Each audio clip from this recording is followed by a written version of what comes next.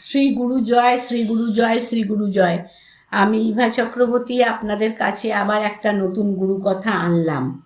প্রথমে আমি আমার কুলদেবতা গিরিধারী লাল জিউর চরণে অনন্ত কোটি প্রণাম জানাই এবং ভগবান দাদুর রাতুল চরণে কোটি কোটি প্রণাম জানাই এবং শ্রীগুরু সঙ্গে সকল শিষ্য ভক্তদের তাদের রাতুল চরণে মঙ্গল প্রার্থনা করছি। একবার বরিশাল জেলার উজিরপুর গ্রামে কৃষ্ণলাল কুড়ি দাদার বাড়িতে একটি আশ্চর্য ঘটনা ঘটে। তখনও দেশভাগ হয় নাই।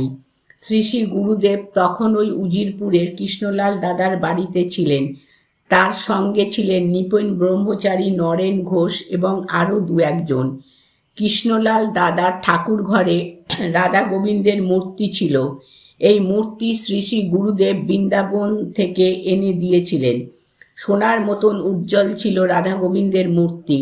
একবার সোনা মনে করে এক মূর্তি চোর চুরি করে নিয়ে গিয়েছিল। পরে ভুল বুঝতে পেরে জঙ্গলের মধ্যে মূর্তিটা ফেলে গেছিল। অনেক অনুসন্ধানের পর আবার এই মূর্তি পাওয়া যায়। কৃষ্ণলাল দাদার আগ্রহে গুরুদেবের উপস্থিতিতে এই মূর্তির সামনে অন্নভোগ দেয়া হয়েছিল। তখন এমনভাবে ঠাকুর ঘরের দরজা বন্ধ হয়ে গিয়েছিল যে মনে হচ্ছিল কে যেন ভিতর থেকে দরজা বন্ধ করে রেখেছে। মানে রাধা গোবিন্দ অন্ন ভোগ করবে বলেই ঘরের দরজাটা ওরকম বন্ধ হয়ে গেছিল। সাধারণত আমরাও ঠাকুর ঘরে ভগবানকে প্রসাদ দিলে দরজাটা বন্ধ করে দিই, ঠিক অনুরূপ ঘটনা।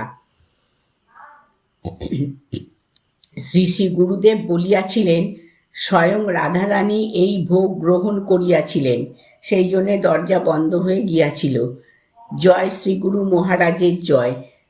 এই সত্য ঘটনা থেকে আমরা বুঝতে পারি যে ভগবান দাদু যখন ঠাকুরদের নিয়ে লীলা করেন তখন সেই লীলার সাথে সাথে সব ঠাকুরই উপস্থিত হয়ে যায়। এমনি ভগবান দাদুর মাহাত্ম্য। শ্রীগুরু সঙ্গে সকল শিষ্য ভক্তদের শুভ কামনা করে আমি আমার গুরুকথা থেকে বিশ্রাম নিলাম।